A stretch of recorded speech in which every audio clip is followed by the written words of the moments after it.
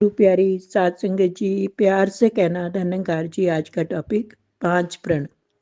सात संगत, ये 5 प्रण जो ब्रह्म ज्ञान की इमारत सतगुरु ने खड़ी करी, कृपा करके ब्रह्म ज्ञान हमें दिया।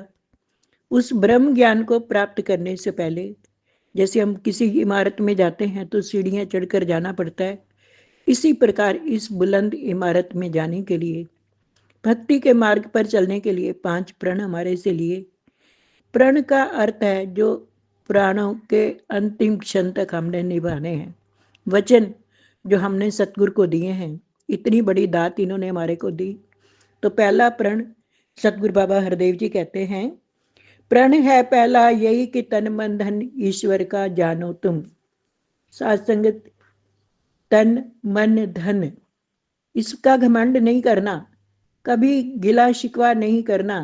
जैसे बैंक में कैशियर होता है, वो नोट गिनता है, हाथों से निकालता है, पर मन में है कि इसका मालिक मैं नहीं हूं। मालिक को खुशी खुशी मांगने पर दे देता है।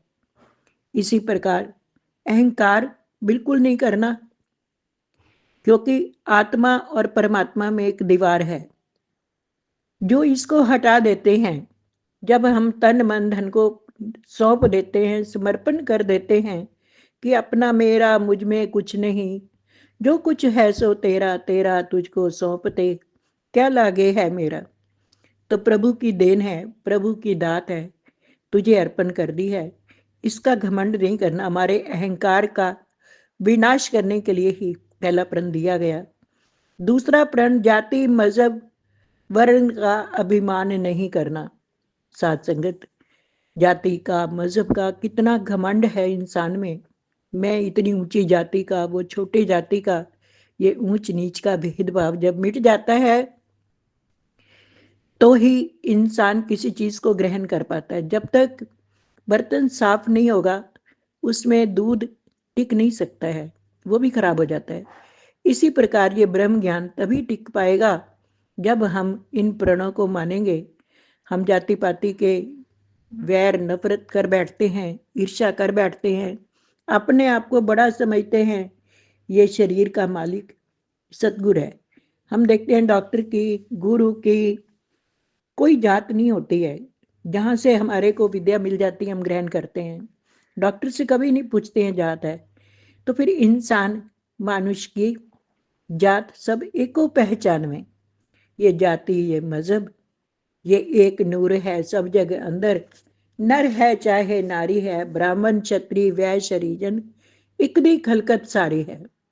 ये खुदाई, ये मजहब, ये केवल एक ही नूर है। ये परमात्मा के बनाए हुए हैं।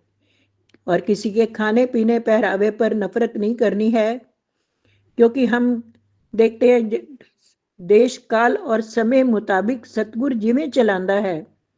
हुक्म एदा सिर मत्थे रख के गुरसिख चलता जाता है। देश काल और समय के अनुसार खान पान सबके अलग अलग होते। जहाँ गर्मी होती है या समुद्र के किनारे लोग रहते हैं, उनका खान पान अलग होता है। जो मैदानी इलाके में रहते हैं उनका और होता है। लेकिन हमने किसी के खान पीन पर नफरत नहीं करनी है। जैसा उसको जलवायु के अनुसार, वातावरण के अनुसार मिल रहा है, उसको खाने दीजिए। किसी के ऊपर उंगली नहीं उठानी है।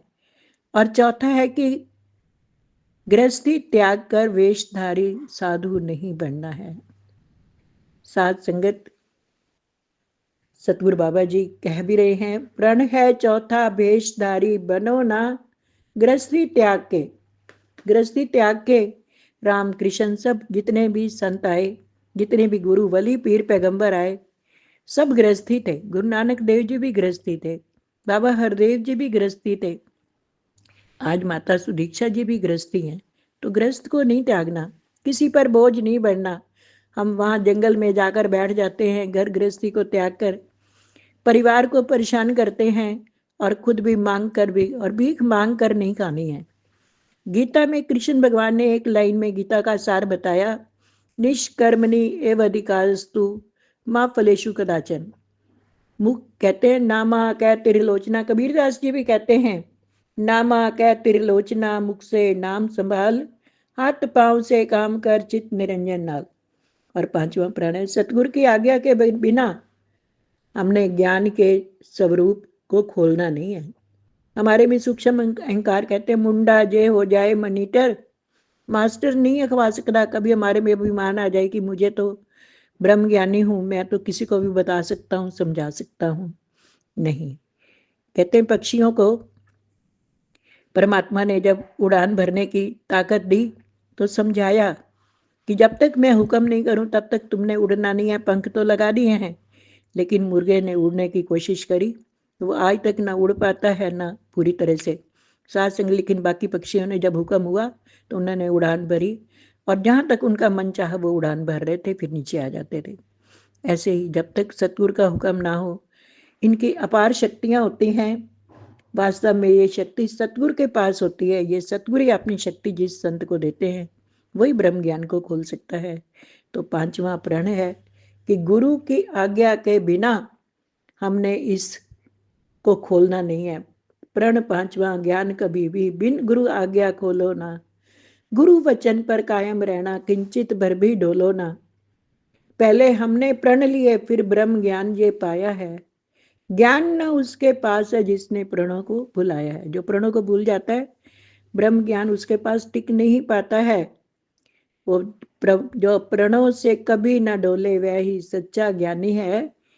कह हर देव उसी को ही, बस समझ ज्ञान की आनी है। समझ ज्ञान की आनी है। प्यार से कहना। धन्यवाद।